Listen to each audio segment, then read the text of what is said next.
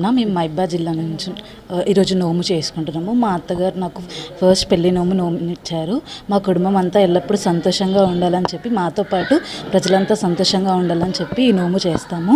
101 రకాలతో ప్రతి ఒక్క రకం 13తో ఈ నోము నోచుకుంటున్నాం.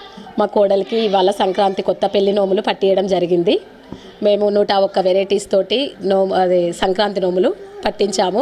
ఇదేంటి అని అంటే, మా ఇంట్లో మేము అంత సంతోషంగా పిల్ల పాపలతోటి సంతోషంగా సౌభాగ్యంగా ఉండాలని చెప్పేసి కోరుకుంటూ, మాతో పాటు అందరూ కూడా సంతోషంగా ఉండాలని మేము ఈ నోము పట్టించడం జరిగింది.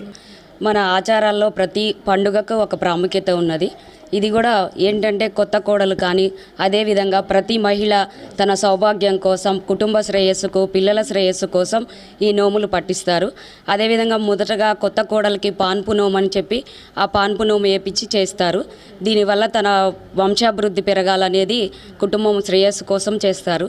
ఇంకా ఆడవాళ్ళ సౌభాగ్యానికి ప్రతీకైన పసుపు, కుంకం, దేవతామూర్తులు, అదేవిధంగా మనం పూజలో వాడుకునే మంగళారతి ప్లేట్లు, అదేవిధంగా ఆడవారి సౌభాగ్యానికి ప్రతీకైన కుంకుమ, బొట్టు, కాటుక, వీటన్నిటినీ కూడా ప్రతిదీ 101 రకాలు 13 తీసుకొని నోముకుంటాము.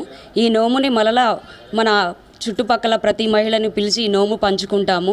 దీనివల్ల మహిళలందరం ఒక చోట చేరి పండగను ఆనందంగా జరుపుకోవడం అనేది ఈ ప్రతి